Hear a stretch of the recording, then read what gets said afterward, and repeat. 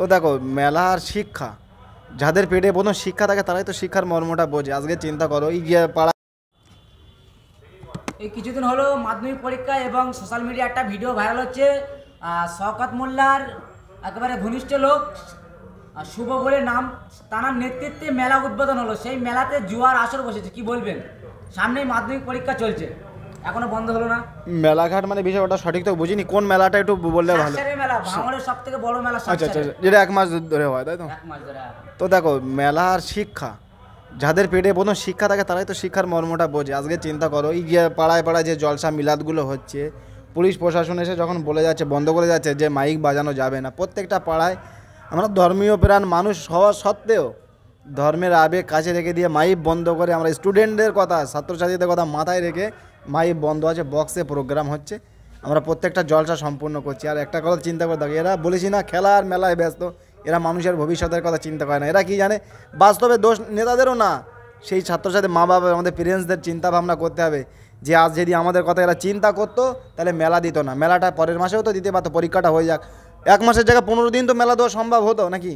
তাহলে এরা মানুষের ভবিষ্যতের কথা চিন্তা করে, এরা জানে যে শিক্ষার মেরুদণ্ড ভাঙো, হাতে বোম বন্দুক পিস্তল তুলে দাও তাহলে এরা পারবে রাজনীতি করতে, যদি শিক্ষা দাও পেন তুলে দাও তাহলে এরা রাজনীতি করবে না।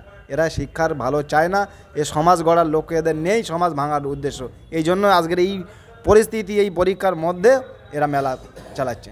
কি বলবেন, এই মেলা খেলায় যুক্ত শাসক দল বারংবার বিরোধী দলরা দাবি করে, কিন্তু এই যে জুয়ার আসর এবং এই যে মাইক বাজিয়ে মেলা চলছে, এত বড় মেলা, সামনে যে পরীক্ষা চলছে, ফাইনাল পরীক্ষা বা হচ্ছে তোমার উচ্চ মাধ্যমিক পরীক্ষা চলছে, কি বলবেন এই বিষয়ে? দেখো জুয়াটা সঠিক বিষয়, মেলাঘাটে তো যাইনি সেটা বলতেও পারবো না কতদূর কি জুয়া হচ্ছে।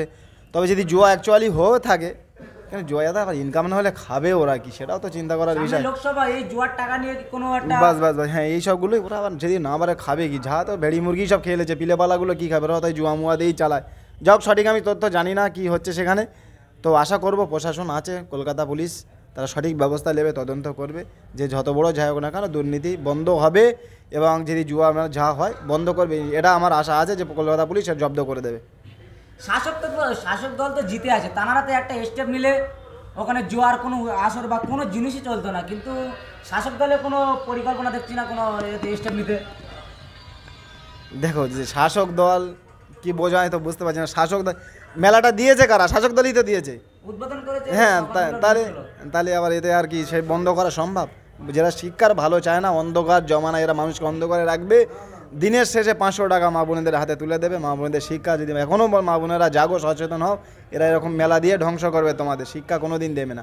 নওশাদ সিদ্দিকী ভাইজান যেটা চায় যে মানুষের হাতে পেন তুলে দাও, সেই সামনে লোকসভা ভোট সামনে রেখে মাথায় রেখে সেই কাজটা করো যে আমাদের ছেলেরা ভিক্ষা নেবে না, অধিকার নেবে, হকের পয়সা নেবে, চাকরি করবে, শ্রমজীবী মানুষ হবে, কাজ করবে, কোম্পানিতে বড় বড় কোম্পানিতে আইটি সেক্টর হবে, কোম্পানিতে কাজ করবে, চাকরি করবে, সেই পয়সা নেবে। আমাদের 500 টাকা ভিক্ষা আমাদের লাগবে না। সেই জবাবটা চাই জুতো না মেরে ভোটের মাধ্যমে, ব্যালটের মাধ্যমে জবাবটা দিয়ে দাও, আরও সেই গুঞ্জটা আরও অনেক দূর যাবে।